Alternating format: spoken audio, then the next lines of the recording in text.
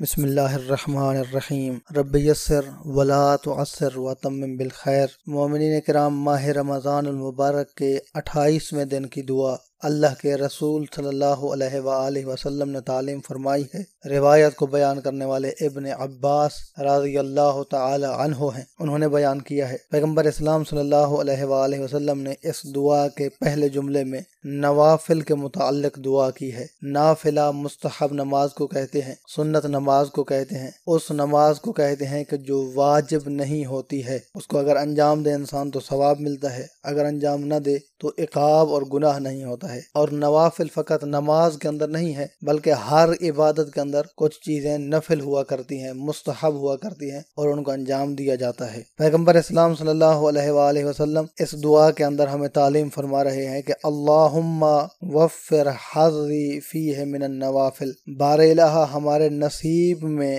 نوافل کو زیادہ قرار دے۔ اس ماہ رمضان المبارک میں، اس مقدس مہینے کا صدقہ، اس ماہ مبارک کا صدقہ، بار الہ ہمیں نوافل زیادہ سے زیادہ انجام دینے کی توفیق عطا فرما۔ وَأَكْرِمْنِي فِيهِ بِإِحْضَارِ الْمَسَائِلِ، اور بار الہ ہماری عزت بڑھا، ہمیں کرامت والا بنا دے مسائل کے احضار کے ساتھ، یعنی ہمیں توفیق عطا فرما کہ ہم تیری بارگاہ میں زیادہ سے زیادہ اپنے مسائل پیش کر سکیں، سوالات تیری بارگاہ میں پیش کر سکیں، غیر اللہ سے نہ مانگیں، تیرے علاوہ کسی اور دروازے پر نہ جھکیں تو تیری دہلیز پر سجدہ کریں، تیری بارگاہ میں سجدہ کریں۔ وَقَرِّبْ فِيهِ وَسِيلَتِي إِلَيْكَ مِن بَيْنِ الْوَسَائِلِ، بار الہ جتنا بھی تجھ تک پہنچنے کے وسیلے ہیں، ان وسائل میں سے میرے وسیلے کو قریب کر دے۔ بار الہ جس وسیلے کو میں اختیار کر رہا ہوں، اس وسیلے کو اپنے تک پہنچا دے، اس وسیلے کے ذریعے سے مجھے اپنی قربت عطا فرما۔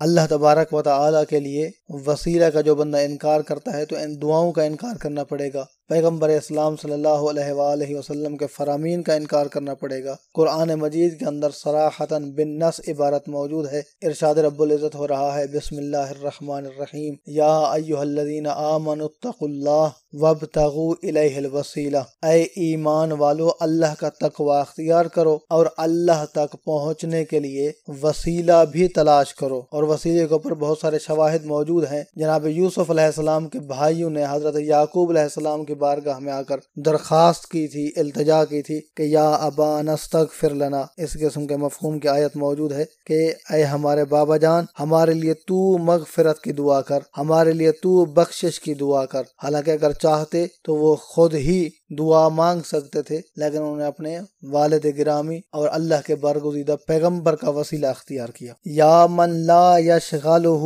الحاح الملحین، اے وہ ذات کہ جس کی بارگاہ میں اگر کوئی لجاجت کرتا ہے اس لجاجت سے مشغول نہیں ہوتا ہے، اس لجاجت کی وجہ سے اللہ تبارک و تعالی کی ذات کسی مقصد سے ہٹتی نہیں ہے۔ بار الہ ہماری دعاؤں کو اپنی بارگاہ میں مستجاب فرما، ہم تیری بارگاہ میں لجاجت سے پیش آتے ہیں، ہم تیری بارگاہ میں التجا کرتے ہیں، ہم تیری بارگاہ میں گڑ گڑاتے ہیں، ہماری ان دعاؤں کو مستجاب فرما۔ مومنین کرام، اپنی دعاؤں میں یاد رکھیے گا، اپنا بہت سارا خیال رکھیے گا۔ محمد نکی جسکانی کو حوزہ علمیہ نجف اشرف سے شیعہ پوائنٹ سے اجازت دیجیے۔ والسلام علیکم ورحمۃ اللہ وبرکاتہ۔